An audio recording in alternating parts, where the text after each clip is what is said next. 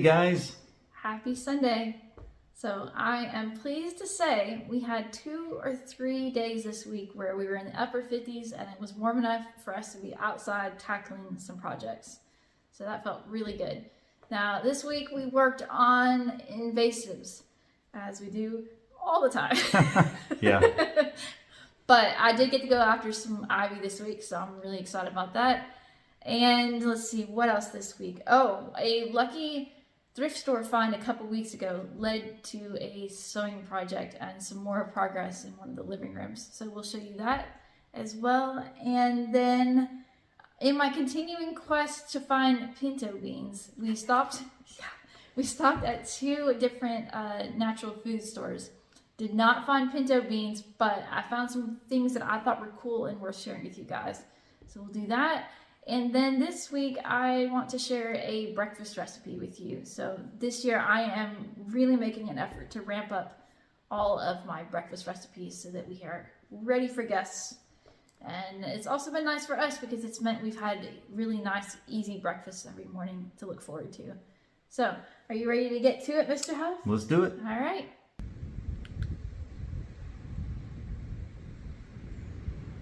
Today, I am focused on getting all of the ivy off the trees on the property, or as much as I'm able to tackle today. So here's an example of one of the trees that I need to work on. So you can see it has ivy growing maybe 2/3 of the way up the tree.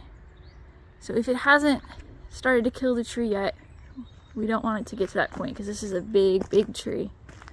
So I've got an assortment of tools that I'm going to be using to pry the ivy off.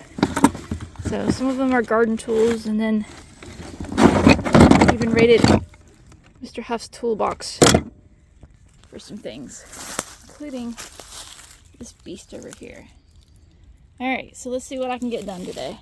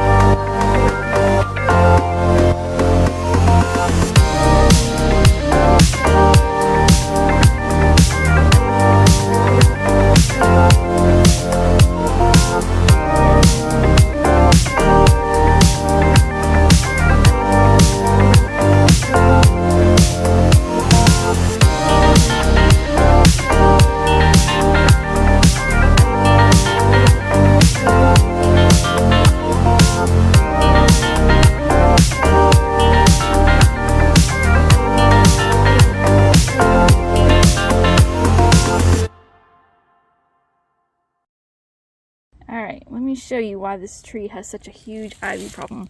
So apparently it's been here for years and years and years. All of this right here is the ivy. And if you start looking, it goes all the way up the back of the tree. Crazy. It's like a whole other tree in itself. And it even juts out this way. So we're going to work on cutting those big pieces so that we don't have it come back on the tree.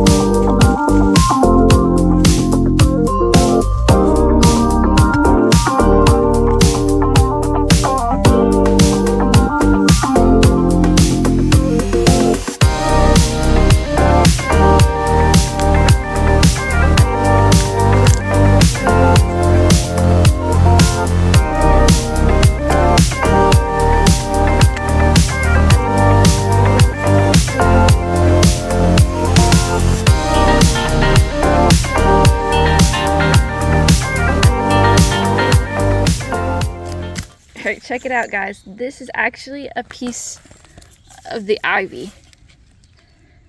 Crazy. So hopefully once we get that off the tree, we won't have it come back again. Alright, let me show you the progress we made removing invasives from this tree this week. So the other day I came out here and tried to remove the ivy, I don't know, pretty far up the tree. So it's all the way up to sort of the first big branch that I've taken it off. And you can see there's still ivy or whatever vine in this tree higher up, but it's not growing into the tree, it's wrapped around the tree. So I think since we've cut the roots at the base, I think that it'll start dying off. We'll have to watch and see. So I will probably at some point climb up there and remove some more from this section, because that's also something I can still reach and do. But really a lot of ivy off the tree now, and you saw the big roots we were cutting, so I think we've kind of cut off its supply. Hopefully, we'll watch and see. But yeah, I will probably try to wiggle around to the back side of the tree and pull more off of there. But we got excited about the progress we were making, so we started working on clearing this berm now too. So definitely not a complete job, because you can still see there's some vines, but we've cleared a lot of it this week, trying to get to where we have exposed ground, so that now that the weather's warming up, that this will hopefully get covered up with grass pretty quickly and become an area that we can maintain with mowing, so that hopefully this won't continue to repeat. Now, if I back up a little bit, I can show you, this is a pretty big area that we were working on this week. And you'll see we've really cleared a lot of ground. So this area, in case you're not familiar, is just outside of our front gate. So there's the gate there. And we kind of felt like this was a natural turnaround spot, because sometimes we'll get, say, like delivery vehicles that don't want to come through the gate. And this area had previously been covered up largely with tree debris from last year when we had that storm.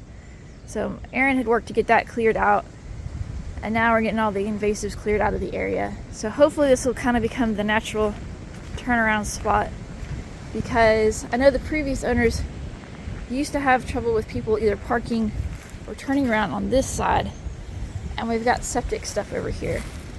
So I've put, you can see both of them are related to our septic. So we recently put the olive trees that had been sitting over by the barn on top of those to keep people from driving over it, because they used to have people who would drive over it and actually break the concrete tops.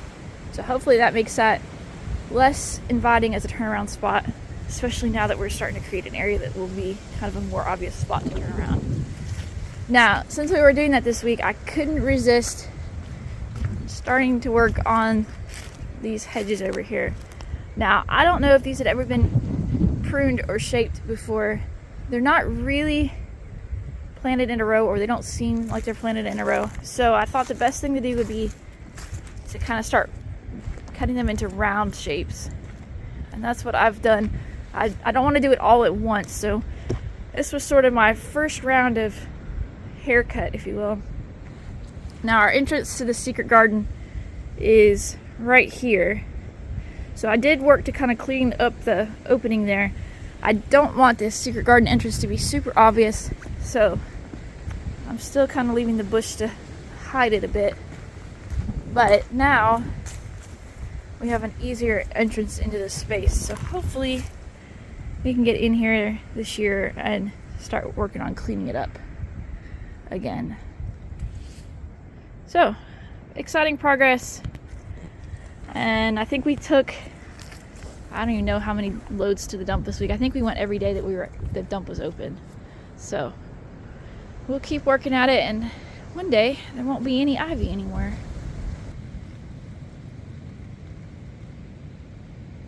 Alright guys, time to make some more progress on the downstairs living room. So a couple weeks back, I came across these curtains when we were out at the thrift stores. And so I paid €3 for the 2 panels. Now, I'm not a fan of the big grommets. It's never been my thing. And I think probably the reason somebody got rid of them is because some of the grommets had started to make some rust spots on the top of the fabric and through here. But this was a lot of yardage. So I bought them with the idea that I could figure out a way to make them work. So when I came home and temporarily hung them, what I found was that I had enough length that I could actually remove these grommets entirely. So that'll get rid of the look that I don't like, and it'll also take care of these little rust spots because they're only in this top area. So I'm planning on hemming these and then taking them to my sewing machine to turn them into the length that we need. Now, I will say another thing about the grommets. These are going to go on the door in the living room. So there's actually not enough room between the curtain rod and the ceiling for a grommet anyway. So we were going to have to do something other than this. So here's what I've come up with. So we brought a lot of our kind of curtain-y things and hardware and stuff with us from the US. So I have these hooks, these curtain hooks. So they just clip on to the fabric and then the ring will go on the rod. So this actually will work with the kind of setup that we have in there. So that's great, and I've already got those on hand. And I would like them to match all the hardware in the room. So you may remember there was a point where I spray painted all of the light fixtures, and it seems like there's something else I'm forgetting. So I'm gonna paint these the same color that I've been using in there, which is this antique bronze. And then I was at a couple other thrift stores and I found some tiebacks. So they're not a match set, but they're gonna kind of be in 2 different parts of the room, so I really don't think it's gonna matter. And I'm planning on spray painting these as well, so we'll have all of the curtain hardware matching. So we finally have a warm day. I'm gonna go out to the barn and get everything spray painted, and then hopefully get the curtain hemmed too, so I can show you the finished result. Okay, let me show you how the curtains turned out. So I really like the way these look with the grommets removed. So I just re-hemmed the tops, and then these are the curtain rings that we brought with us from the US, and I just spray painted them this week in the same color that I had spray painted these clearance light fixtures that we got a while back. And I'm really happy with the look of these curtains now because I like the light wispy look. And you can see even after having cut some fabric off of them, there was still plenty of yardage for them to pool and puddle on the floor. So I think this was a really good €3 solution for this window. And now that I know I can cut the grommets off the top and sort of refashion curtains. That'll open up possibilities, and I'm thinking maybe I'll start finding the curtains that I still need for the house at a faster pace. So there's one more window in this room. It's on the same wall, and I already have a curtain rod and rings for this window. So I think I'm gonna go ahead and paint those out and then get Mr. Huff to install them. And that way, when I find another set of curtains, we'll just be able to get them hung right away. And I'm really thinking that once we get curtains on that window, that it's gonna help add some symmetry to that wall and make more sense of the space. So very excited to see that come together. Now, this room was, you may remember, kind of tricky for us to figure out how to furnish and lay out this room because it's kind of long and narrow. But I'm very, very happy with the way it's coming together. And I think at this point, we're just down to finding a set of end tables to go on either side of this sofa. So right now, I just have a stool standing in on one side. And then I'm looking for a big piece of artwork to kind of go on this wall over the sofa. And it may be that I end up having to just make something to suit that spot, because I'm really thinking it needs a painting that's pretty much as long as that sofa. I think that's what that wall needs. But yeah, really excited the way this room's coming together. It's been a slow build over, I guess 17 months now. But the great thing about that is we're only putting in things that we really like, and we've not spent much at all doing it. So fingers crossed that I come across a second set of curtains very soon. My quest for dried pinto beans continues. So recently, Mr. Huff and I stopped by 2 natural food stores. I was hoping that maybe they would have some in their dried good bins. No such luck, but I thought I would show you some of the cool things I saw while we were there. So this is a natural food chain known as BioCoop. Now, bio is the word for organic in French. I was really excited to see all of the refillable products that the store carries. So this section here is all refillable cooking oils. So you bring your own bottle and simply refill them when you need to. They also had a section for refilling laundry detergent, fabric softener, and dish soap, as well as an area for refilling hand soap, shampoo, body wash, and even deodorant. And check out these craft soda flavors. The 3 on the end are apple lavender, verbena lime, and black currant basil. So while we didn't find any dried pinto beans, it was definitely not a wasted trip. Hey guys, today I thought I would show you how to make peanut butter baked oatmeal. Now, when my girls were little, Wednesday night was always library night, and we pretty much had baked oatmeal every time we went. So let me show you how easy this recipe is to put together. Okay, so it's very basic ingredients. We've got oatmeal and some brown sugar, melted butter, a couple eggs, some milk. Now I'm using cow's milk, but you could use whatever type of milk you prefer. And then I've got some peanut butter.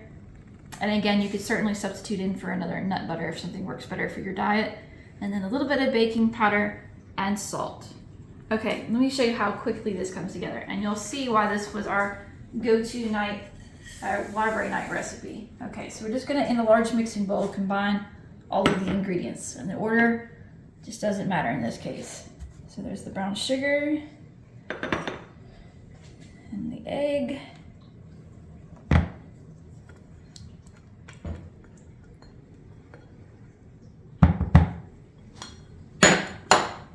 And our butter.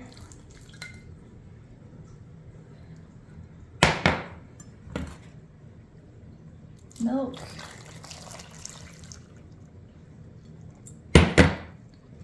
And our peanut butter. And we'll see how well this comes out of the measuring cup. Never as easily as you wish.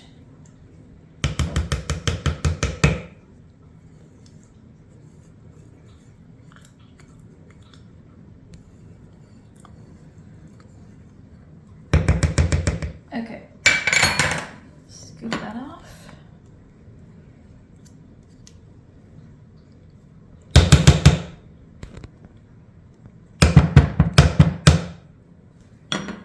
All right, and then we're just gonna add the baking powder and the salt.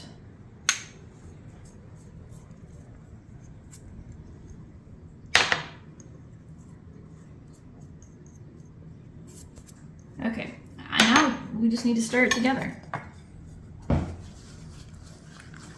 Now, one of my goals, personal goals this year, was to work on a lot of easy breakfast recipes, because I want to have just kind of a collection ready to go of easy recipes when we have guests. So this definitely fits the bill. Now, this is something you can make the morning of, because it's only going to take 25 minutes in the oven. Or you can kind of get ahead of the game if you're not a morning person and make it this the night before and then refrigerate it. Because this is just as good hot or cold. So you can serve it cold out of the fridge, or you can heat it back up. Okay, so we've got all of our ingredients mixed together. And then I've got a 9x13 pan. Now, if you're really neat, you could probably save yourself a little bit of dishes and mix all the ingredients together directly in the pan. I just tend to do it in a bowl.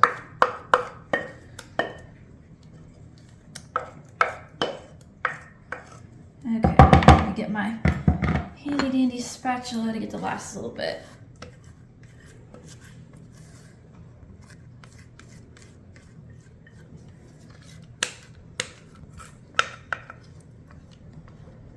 Okay, now I'm gonna get this in the oven.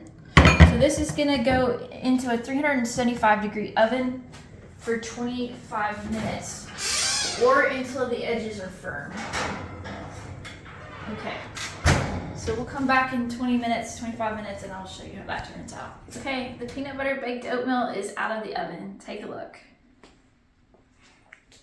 So this will serve 8 to 10 people. This week we had this for breakfast, and Aaron and I got 10 servings out of one pan. Now to serve this, I just take a spatula and cut squares, and then serve that with some fruit, and you've got a really good, healthy breakfast with plenty of protein to start the day. So as usual, I will include a link in the description to this recipe if you want to go print it and try it for yourself.